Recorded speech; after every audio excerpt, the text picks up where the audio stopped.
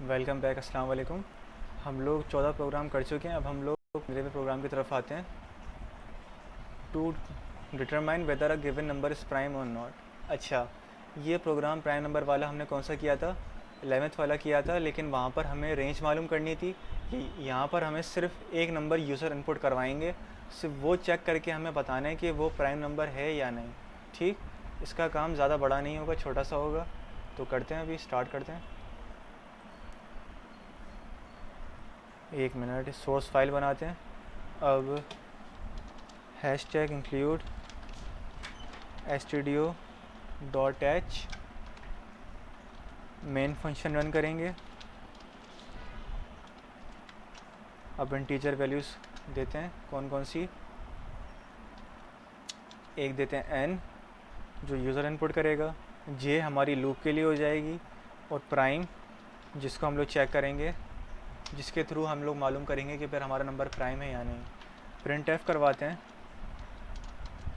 Welcome to the finder of prime number \n। Statement close करेंगे। Print f करते हैं।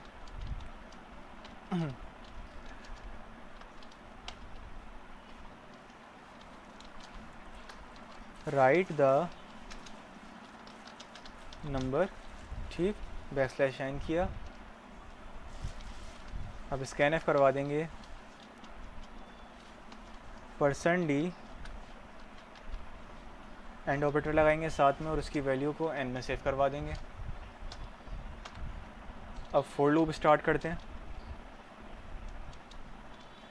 j is equal to 2। अब हम लोग यहाँ पे 1 क्यों नहीं दे रहे? क्योंकि 1 सबके टेबल में आता है, और जो हमारी कंडीशन है, हमारी जो कंडीशन होती है वो रिमाइंडर चेक करने वाली होती है कि जब जब रिमाइंडर को 0 आए तो फिर मतलब कि वो प्राइम नंबर नहीं है। लेकिन अगर हम लोग j की वैल्यू को इनिशलाइज़ करवा देंगे तो फिर 1 पहली बार में ही वो प्राइम की वैल्यू को +1 कर देगा और हमारी सारी जो कंडीशन है वो ख़राब हो जाएगी। j n j ++। और यहाँ पर देखो, मैंने j <= नहीं किया। अगर मैं इक्वल टू भी करूँगा तो फॉर एग्ज़ाम्पल अगर मैं 5 को चेक करना चाहूँ, 5 तो प्राइम नंबर है, लेकिन अगर मैं यहाँ पर जो कंडीशन <= कर देता तो 5 रिमाइंडर 5 = 0 हो जाता। इसका मतलब वो प्राइम नहीं बनाता नंबर को। अब हम लोग चाहते हैं कि बस उस नंबर से कम तक हमारा काम हो, तो उस तरीके से हम लोग प्राइम नंबर को फाइंड कर लेंगे। j = 2, j n j ++। अब यहाँ पे कंडीशन लिखते हैं, इफ़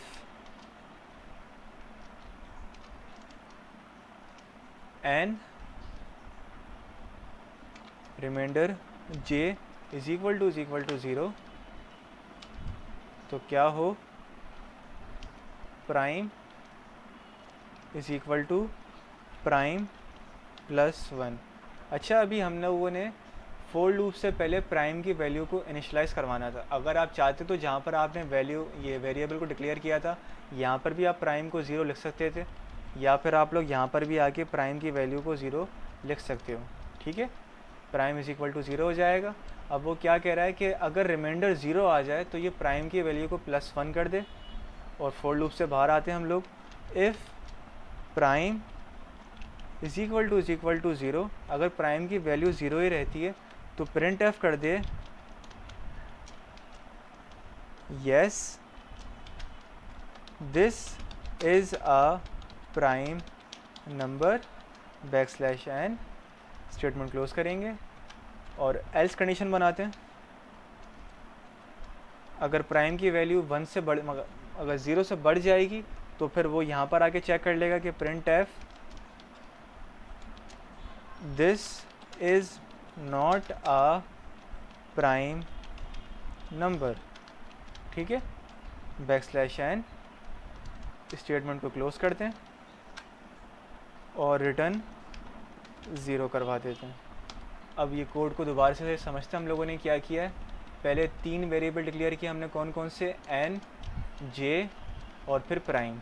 n के अंदर हम लोग यूज़र इनपुट लेंगे कि हम लोग इस नंबर को चेक करना चाहते हैं। प्राइम की वैल्यू को हमने 0 से इनिशलाइज़ करवा दिया। j की वैल्यू को 2 रखा क्योंकि 1 सबके टेबल में आता है। तो इसलिए हमारी जो कंडीशन थी वो सही तरीके से काम नहीं कर पाती। फिर जे की कंडीशन को हमने n से कम तक रखा, इज इक्वल टू पे नहीं गए।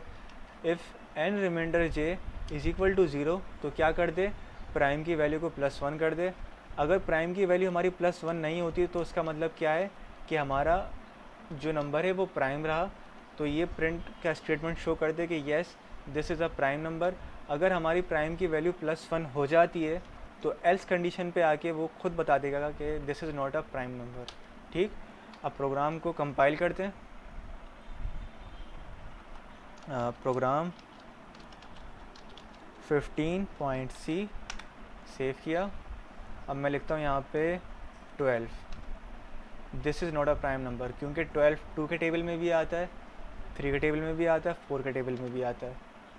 अब मैं दूसरा नंबर लिखता हूँ यहाँ पे 13, yes this is a prime number. बात समझ में आ रही है अब आपको कि हम लोगों ने कंडीशन किस तरीके से बनाई थी। अब आपको बस इसको 1 से 2 बार प्रैक्टिस करनी है, आपको इसका लॉजिक और कॉन्सेप्ट समझ में आ जाएगा।